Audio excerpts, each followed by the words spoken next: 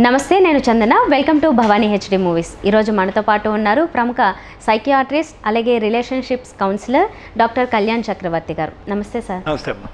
Doctor గారు, ఇప్పుడు మనం ప్రతిరోజు కూడా ఒక్కొక్క డిఫరెంట్ సబ్జెక్ట్ గురించి మాట్లాడుతున్నాం. ఈరోజు అతిగా ఆలోచించే వాళ్ళ గురించి, అంటే ఏ పనైనా చేయాలంటే ఇది ఇక్కడ నుంచి తీసి ఇక్కడ పెడితే అయిపోతుంది అనే దానికి కూడా బాగా థింక్ చేసేస్తూ ఉంటారు. అలా ఓవర్గా థింక్ చేసే వాళ్ళ మైండ్ సెట్ మనం ఎలా అర్థం చేసుకోవాలి?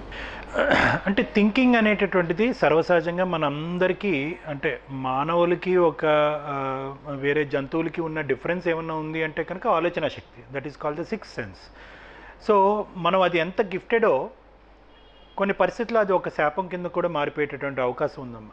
చాలామంది ఏమనుకుంటారంటే మేము చాలా తెలివైన వాళ్ళని, ప్రతిదీ మేము చాలా లోతుగా ఆలోచిస్తూ ఉంటాం. లోతుగా ఆలోచించేటటువంటి తత్వం రెండు వైపులు సానుండేటటువంటి కత్తి లాంటిది అనమాట.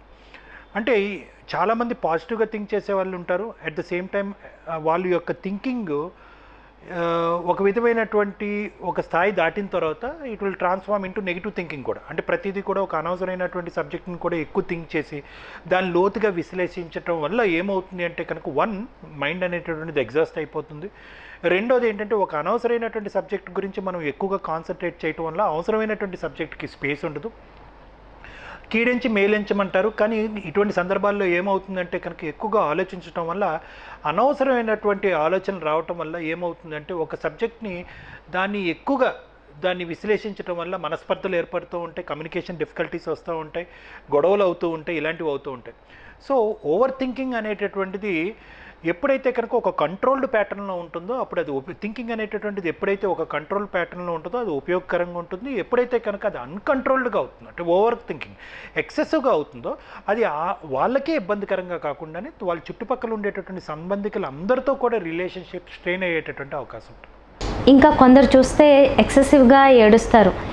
చాలామంది, అంటే ఎక్కువ మంది ప్రజలకి తెలిసేలా చెప్పాలంటే, ఫర్ ఎగ్జాంపుల్ బిగ్ బాస్లోనే ప్రతి సీజన్లోనూ బాగా ఏడ్చేవాళ్ళు, వీళ్ళకి ఒక నది అని పేర్లు ఇచ్చేవాళ్ళు, ఒక క్యారెక్టర్ ఉంటూ ఉన్నారు. సో అలా ప్రతిదానికి ఏడ్చేవాళ్ళు అసలు వాళ్ళ మైండ్ సెట్ ఎలా ఉంటుంది, వాళ్ళు ఇతరులు ఏ విధంగా అర్థం చేసుకోవాలి? హెచ్ఎస్పీస్ అంటూ ఉంటారు అన్నమాట, హైపర్ సెన్సిటివ్ పర్సనాలిటీస్ అంటూ ఉంటారు. అంటే యూజువల్గా ఏంటంటే దీన్ని ఒక జబ్బు కింద లేదంటే ఒక డిజీజ్ ప్యాటర్న్ కింద మనం పరిగణించం, కానీ అది ఒక విధమైనటువంటి ఒక మనస్తత్వం అనమాట. అంటే ప్రతిదానికి ఒక పర్టికులర్ సందర్భం ఇష్యూ చూసినప్పుడు ఏంటంటే ఆ సందర్భం కానీ ఇష్యూ కానీ వాళ్ళకే అయిపోతుంది లేదంటే వాళ్ళ సంబంధికులకు అయిపోతుంది అనేటటువంటి స్థాయిలో ఫీల్ అవుతూ ఉంటారు.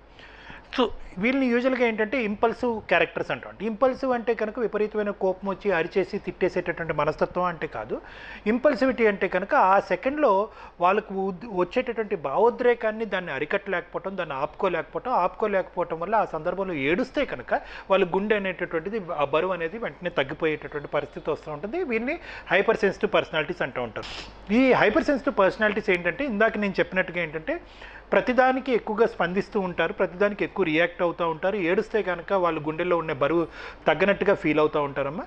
దాంతోపాటు ఏంటంటే వీళ్ళు ఆ సెన్సిటివిటీ అంటే ప్రధానంగా ఏంటంటే రిలేషన్షిప్స్ని కాపాడుకునేటటువంటి ప్రయత్నం చేస్తూ ఉంటారన్నమాట. అంటే ఎవరిని కూడా డిస్టర్బ్ చేయకూడదు, అందరితో కలివిడిగా ఉండాలి, అందరి బాధని మనం షేర్ చేసుకోవాలి. అదేవిధంగా ఏంటంటే మన వల్ల అవతల వాళ్ళు ఏమైనా మనస్తాపం చెందుతున్నారా లేదంటే మనల్ని ఎవరన్నా అపార్థం చేసుకుంటున్నారా అనేటటువంటి క్రమంలో ఏంటంటే ఆ బ్యాలెన్స్ని మెయింటైన్ చేసే క్రమంలో ఏంటంటే కొన్ని సందర్భాల్లో తెలిసి తెలియకుండా అబద్ధాలు కూడా ఆడుతూ ఉంటారు. అంటే అది కప్పిపుచ్చటం కానీ, దాచిపెట్టడం కానీ, ఒక మాటకి ఇంకో మాట చెప్పడం కానీ, ఇలా చేయటం వల్ల ఏమవుతుంది అంటే ఏదో ఒక సమయం సందర్భంలో ఆ నిజం అనేటటువంటిది బయటికి రావటం వల్ల ఇంకా మనస్పర్ధలు పెరిగిపోయి వీళ్ళు ఏడ్చేటటువంటి అవకాశాలు, సందర్భాలు ఇంకా ఎక్కువైపోతూ ఉంటాయి. సో ఈ హెచ్ఎస్పీస్, ఈ హైపర్ సెన్సిటివ్ పర్సనాలిటీస్ అనేటటువంటి వాళ్ళు నెంబర్ 1 మనకు కనిపించేటటువంటిది ఏంటంటే ప్రతిదానికి ఎక్కువ స్పందించడం, ఏడవటం, ప్రతి చిన్నదానికి ఎక్కువగా బాధపడటం, మన వాళ్ళకే అయిపోతుంది అనేటటువంటి విధంగా వాళ్ళు ప్రతి చిన్నదానికి కూడా మీరు ఇందాక అన్నట్టుగా నదీ ప్రవాహమో లేదంటే కట్టలేనటువంటి ట్యాపో ఇలాంటివి రకరకాలు అంటూ ఉంటారు. ఇలా కనిపిస్తూ ఉంటాయి. కానీ దానికంటే మోస్ట్ ఇంపార్టెంట్ ఏంటంటే వీళ్ళు ఎంతైతే ప్రతిదానికి ఎక్కువ స్పందించి ఏడుస్తూ ఉంటారో అదేవిధంగా వాళ్ళు చాలా సందర్భాలని కూడా క్రియేట్ చేసుకుంటూ ఉంటారన్నమాట. కొన్ని అనవసరమైనటువంటి సంఘటనలకి ఎక్కువగా ఇన్వాల్వ్ అవటం కానీ, వాళ్ళనే ఏదో అంటున్నారు, వాళ్ళ గురించి అనుకుంటున్నారు అని ఫీల్ అవుతూ ఒక అనవసరమైనటువంటి సబ్జెక్ట్ కానీ, ఒక అనవసరమైనటువంటి ఇంటర్వెన్షన్లోకి ఎక్కువగా వీళ్ళు వేలు పెట్టడం వల్ల ఏమవుతుంది అంటే కనుక లేనిపోని కష్ట నష్టాలు కొని తెచ్చుకున్నటువంటి వాళ్ళ కింద మారిపోతూ ఉంటారు. ఇది ఒకటి. మూడోది ఏంటంటే కనుక ఏదో మనం ఏదైనా ఒక తెలియకుండా ఒక మాట అంటామో లేదంటే తెలియకుండా ఒక విధంగా ప్రవర్తిస్తామో అనేటటువంటి ఆలోచనతో ఏమవుతూ ఉంటుందంటే కనుక ప్రతి సందర్భంలోని వాళ్ళు వెళ్ళటం, వీళ్ళు కొన్ని ప్రశ్నలు వర్షం వీళ్ళ మీద కురిపించడం జరగటం, దానివల్ల ఏమవుతుంది అంటే కనుక ఫైనల్గా అటు తిరిగి ఇటు తిరిగి వీళ్ళ మీదే అక్షింతలు పట్టడం అనేది జరుగుతూ ఉంటుంది. దానివల్ల ఏమవుతుందంటే ఫైనల్గా అబద్ధాలు ఆడటం, అంటే దాచిపెట్టేటటువంటి పరిస్థితి వస్తుంటుంది. దీనివల్ల ఏంటంటే ఇంకా మనస్పర్ధలు పెరిగి దగ్గరికి చేసుకోవాలనేటటువంటి మనుషులు కాస్త దూరం అవుతూ ఉంటారు. దాంతోపాటు ఏంటంటే దీర్ఘకాలికంగా అన్ని సంబంధాలు ఉండాలి అనేటటువంటి ఆలోచన వీళ్ళకి ఏదైతే ప్రధానంగా ఉంటుందో అటువంటి దీర్ఘకాలికంగా అంటే దీర్ఘకాలికమైనటువంటి సంబంధాలను మెయింటైన్ చేయడం కూడా కష్టసాధ్యం అయిపోతూ ఉంటుంది. అయితే ఇందులో బాగా ఏడ్చే వాళ్ళలో కొందరిని చూస్తే జస్ట్ ఆ సెకండ్స్కి మాత్రమే ఆనంద బాష్పాలు అనొచ్చు, హ్యాపీ టీయర్స్, లేదంటే ఎనీ ఎమోషన్కి ఇమ్మీడియట్గా వాళ్ళ కళ్ళలోంచి నీళ్ళు వచ్చే వాళ్ళని చూస్తాం. దాన్ని ఎలా అది కరెక్ట్ అమ్మా. అంటే ఇందాకటి దానికి దీనికి ఉన్న సందర్భంలో రెండు కూడా కొద్ది మిక్స్ అండ్ మ్యాచ్ మనం చూస్తూ ఉంటాం అనమాట.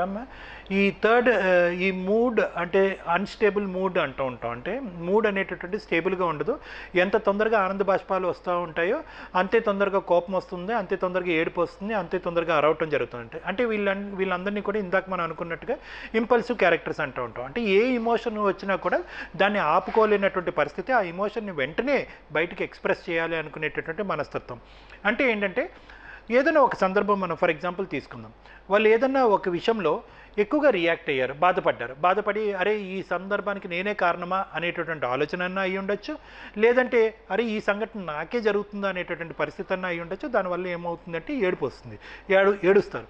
ఏడ్చిన తర్వాత వెంటనే ఆ ఎదురుగా ఎవరైతే బాధని వీళ్ళు పంచుకుంటున్నారో ఆ వ్యక్తి నవ్వటం కానీ ఆనందపడటం కానీ మొదలవుతాయి కనుక వెంటనే వాళ్ళ ఇమోషన్ వీళ్ళకి ట్రాన్స్మిట్ అయిపోతాం. వీళ్ళు కూడా వెంటనే అది మర్చిపోయి తీసి పక్కన పెట్టేస్తూ ఉంటారు. లేదా ఇంకో సందర్భంలోకి వెళ్ళినప్పుడు అక్కడ ఒక ఆహ్లాదకరమైనటువంటి ఒక సంతోషకరమైనటువంటి వాతావరణం ఉంటే కనుక అదే మళ్ళీ వీళ్ళకి ట్రాన్స్మిట్ అయిపోతూ ఉంటుంది. మళ్ళీ వీళ్ళు కూడా అదే సిచ్యువేషన్లో వాళ్ళని కూడా అక్కడ ఊహించుకున్నట్టు, వాళ్ళ ఫ్యామిలీ మెంబర్స్ని అక్కడ ఊహించుకున్నట్టు, ఆ సంతోషాన్ని వాళ్ళు పంచుకున్నట్టు, ఆ సంతోషం వాళ్ళకే జరుగుతున్నటువంటి విధంగా వెంటనే మారిపోతుంటాం. సో ఇటువంటి వాళ్ళని మనం ఏమంటాం అంటే కనుక ఈజీలీ ఇన్ఫ్లుయెన్షియల్ క్యారెక్టర్స్ అంటూ ఉంటారు. అంటే వాళ్ళకంటూ ఎక్స్క్లూజివ్గా డిఫైన్ చేయగలిగేట, అంటే ప్రతి మనిషిని మనం డిఫైన్ చేసేటప్పుడు వాళ్ళకు ఒక ఇమోషన్ని మనం జతపరుస్తూ ఉంటాం అనమాట. వీళ్ళు ఎప్పుడూ ఆనందంగా ఉంటారు, వీళ్ళు ఎప్పుడు సంతోషంగా ఉంటారు, వీళ్ళు ఎప్పుడు కూడా ఒక బ్యాలెన్స్డ్గా ఉంటారు అని ఇలా డిఫైన్ చేసుకుంటాం. కానీ ఇక్కడ మనం ఇటువంటి క్యారెక్టర్స్ మనం చూసుకుంటూ ఉంటే కనుక వేరియబుల్ మూడ్స్ అనమాట. అంటే బయట ఉండేటటువంటి వాతావరణం బట్టి, మనుషులు బట్టి, మనస్తత్వాలు బట్టి వీళ్ళ మనస్తత్వం, వీళ్ళ ఇమోషన్, వీళ్ళ భావోద్రేకాలు కూడా మారిపోతూ ఉంటాయి. సో దీన్ని బట్టి మనం ఏం చెప్తామంటే స్పెసిఫిక్గా వీళ్ళు ఇటువంటి క్యారెక్టరు, ఇటువంటి పర్సనాలిటీ అని మనం చెప్పలేము. రాదర్ దెన్ వీళ్ళని ఇన్ఫ్లుయెన్షియల్ పర్సనాలిటీస్ అని అంటూ ఉంటాం. అంటే వాళ్ళ వ్యక్తిత్వం కానీ, వాళ్ళ మాట తీరు కానీ, వాళ్ళ ప్రవర్తన కానీ బయట ఉండేటటువంటి మనుషుల యొక్క ఇన్ఫ్లుయెన్స్ బట్టి మారిపోతూ ఉంటారు.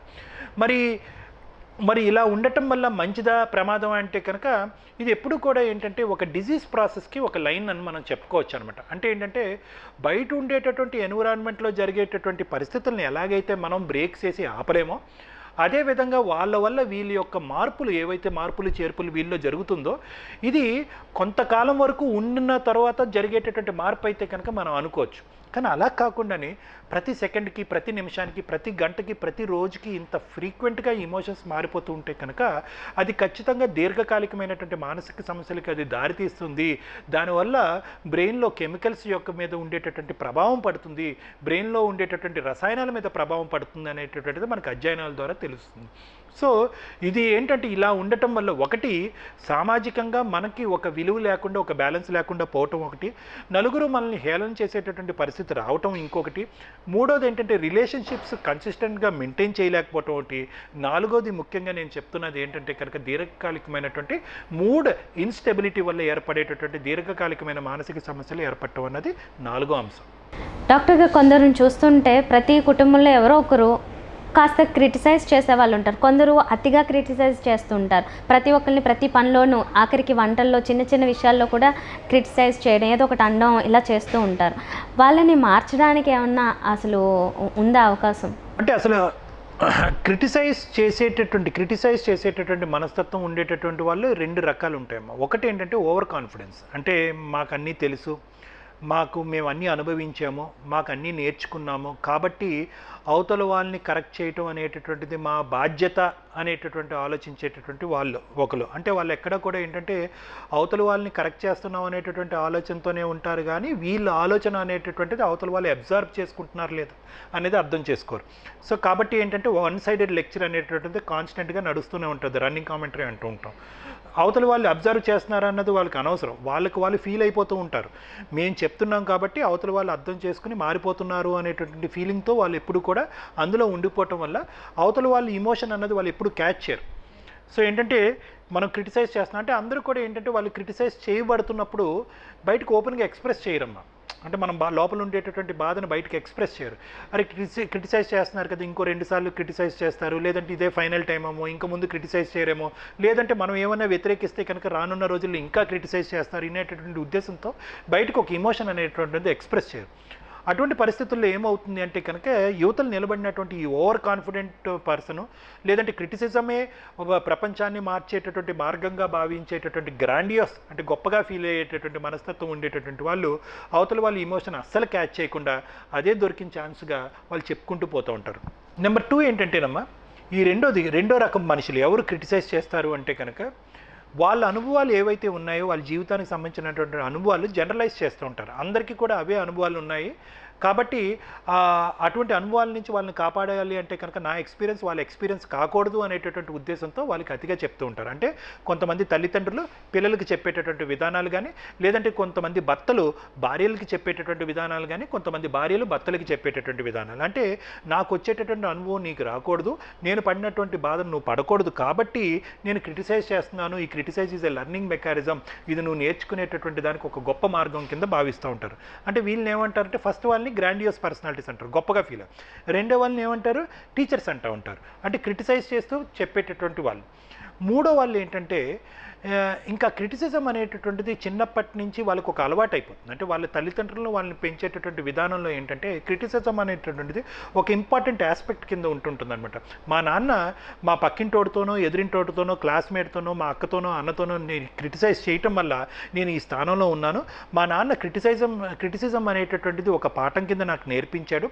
ఎప్పుడు కూడా నా లోపాలని వేలెత్తి చూపెట్టకుండా పక్కన వాళ్ళు ఉండే బలాలని కూడా చూపెట్టడం వల్ల నేను ఈరోజు ఈ స్థానంలో ఉన్నాను. కాబట్టి నేను ఈ మంత్రాన్ని మీ మీద ఉపయోగిస్తాను, కాబట్టి ఇది నేర్చుకుంటూ మీరు ముందుకెళ్ళండి అనేటటువంటి విధంగా చిన్నప్పటి నుంచి వాళ్ళ అనుభవాలను పిల్లల మీద కానీ కుటుంబ సభ్యులను కానీ ఇతరుల మీద నింపాడు. మరి ఈ క్రిటిసిజం అనేటటువంటి వ్యక్తులు మారేటటువంటి అవకాశం ఉంటుందా అంటే కనుక క్రిటిసిజం చేసేటటువంటి వాళ్ళు మారాలి అంటే కనుక ప్రధానంగా క్రిటిసిజం అనేటటువంటిది ఒక బలం కాదు, క్రిటిసిజం అనేటటువంటిది ఒక బలహీనత కింద ఆలోచించి వాళ్ళలో ఒక అవగాహన వస్తే కనుక ఖచ్చితంగా వాళ్ళు మారేటటువంటి అవకాశం ఉంటుంది. అలా కాకుండానే నేను క్రిటిసిజం చేయటం వల్ల నా కుటుంబాన్నే కాదు లోకాన్నే మార్చేస్తున్నానని గొప్పగా ఓవర్ కాన్ఫిడెంట్గా అనుకునేటటువంటి వాళ్ళని మనం మార్చడం కష్టం అనమాట. క్రిటిసిజం చేసేటటువంటి వాళ్ళు మారాలి అంటే కనుక ఫస్ట్ అలా క్రిటిసిజం చేయటం వల్ల మీరు ఒక మనిషికి నేర్పించేటటువంటి ప్రయత్నం చేయట్లేదు కదా, ఆ మనిషిలో ఉండేటటువంటి లోపాలని అనవసరంగా, అంటే కొన్ని లోపాలు మన లోపల ఉంటేనే మంచిది, బయటకు చెప్పుకోవటం వల్ల బయటకు తీయటం వల్ల ఆ మనిషిలో ఉండేటటువంటి కాన్ఫిడెన్స్ తగ్గిపోతుంది, బలహీనపడతారు. కాబట్టి మనం క్రిటిసైజ్ చేయటం వల్ల వాళ్ళని బలపరచట్లేదు, బలహీనపరుస్తున్నాం అనేటటువంటి ఆలోచన కూడా ఉంటే కనుక ఆ క్రిటిసిజం చేసేటటువంటి వాళ్ళు మారేటటువంటి అవకాశం ఉంటుంది. మూడో అంశం ఏంటంటే మీరు క్రిటిసైజ్ చేయటం వల్ల అవతలి వ్యక్తికి లాభం పొందుతున్నారా లేదంటే నష్టం అవుతుందా అనేటటువంటిది ఆలోచన. సో ఇక్కడ మీరు అనవసరమైనటువంటి వాళ్ళలో ఒక భావోద్రేకాన్ని రేకొట్టి వాళ్ళని డిప్రెషన్లోనో స్ట్రెస్లోనో టెన్షన్ తీసుకెళ్ళటం వల్ల దానికంటే మీరు క్రిటిసైజ్ చేయకపోవటం అనేది మంచిది. ఇంకొక అంశం ఫైనల్ కేటగిరీ అంటే క్రిటిసైజ్ చేయటం వల్ల వీళ్ళ ఈగో అనేటటువంటిది పెరుగుతూ ఉంటుంది. ఇది ఒక కేటగిరీ, ఇది ప్రధానమైనటువంటి కేటగిరీ కూడా మనం చెప్పుకోవచ్చు. అంటే ఏంటంటే అవతల వాళ్ళని క్రిటిసైజ్ చేసి లేదంటే అవతల వాళ్ళని కంపేర్ చేసి అవతల వాళ్ళ మీద ఒక రన్నింగ్ కామెంటరీ ఇవ్వటం వల్ల నాలో ఉండేటటువంటి బలాలు అంటే అవతల వాళ్ళ బలహీనతలను అనేటటువంటిది వేలెత్తి చూపెట్టడం వల్ల నేను బలశాలిని అని అనుకునేటటువంటి మనస్తత్వం ఉండేటటువంటి కొంత శాడిస్టిక్ గ్రూప్ కూడా మనం ఎక్కువ చూస్తుంటాం. అంటే ఇక్కడ శాడిజం అనేదే వాడాలి. అంటే ఎందుకు శాడిజం అనేది పాఠం వాడాలి అంటే కనుక అవతల వాళ్ళ యొక్క బలహీనత చూపెడుతూ వాళ్ళలో వచ్చేటటువంటి భావోద్రేకం కానీ, వాళ్ళలో వచ్చేటటువంటి కన్నీళ్లు కానీ, వాళ్ళలో వచ్చేటటువంటి డిప్రెషన్ని చూసి నేను బలశాలిని, నీలో ఈ లోపం ఉంది కాబట్టి నాలో ఆ లోపం లేదు కాబట్టి నేను బలశాలిని అని మానసికంగా వాళ్ళని సంతోషపెట్టుకునేటటువంటి ఈ ఫైనల్ కేటగిరీ అనేటటువంటిది ఏంటంటే ఎక్కువగా మనం చూస్తూ ఉంటాం, ఈ సమాజంలో ఎక్కువగా చూస్తూ ఉంటాం. అంటే వీళ్ళు ఎవరు అంటే కనుక వీళ్ళు ఓవర్ కాన్ఫిడెంట్ ఇండివిజువల్స్ అని మనం అంటూ ఉంటాం. అంటే ఎప్పుడూ కూడా వాళ్ళు బలాల వైపే చూస్తూ వాళ్ళ బలహీనతలను చూడకుండా ఉండటం, ఎప్పుడూ కూడా వాళ్ళ బలాల్ని కాపాడుకుంటూ దీర్ఘకాలికంగా ముందుకెళ్తూ ఆ బలాల్ని కాపాడేటటువంటి క్రమంలో అవతల వాళ్ళ యొక్క బలహీనతల్ని వేలెత్తి చూపెట్టేటటువంటి కేటగిరీ. సో వీళ్ళు కూడా మారాలి అంటే కనుక ఇందాక నేను చెప్పినటువంటి పద్ధతులను అనుసరిస్తే కనుక మారేదానికి అవకాశం.